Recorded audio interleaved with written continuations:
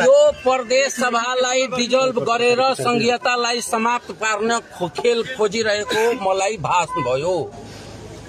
मेरो र सरकार पक्षमा मतदान गर्ने सांसदहरू कोही 5 मिनट गएछन्, कोही चिया खान बाहिर क्यान्टिनमा जानुभएको छ।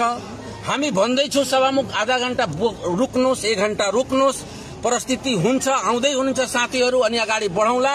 सभामुख लगातार बेल थिचेको थिचै हामीलाई अनुभूति भयो कि यो प्रदेश सभालाई संघीयतालाई समाप्त गर्ने खेल हुँदैछ।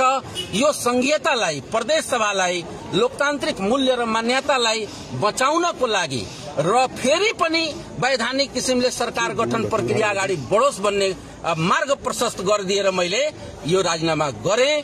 अब कसैको खेल केही लाग्दैन। भोलि पर्सितिर फेरि एउटा परिस्थिति हुन्छ, जसको बहुमत हुन्छ उसले सरकार। फेरि अब के गर्नुहुन्छ तपाईँ?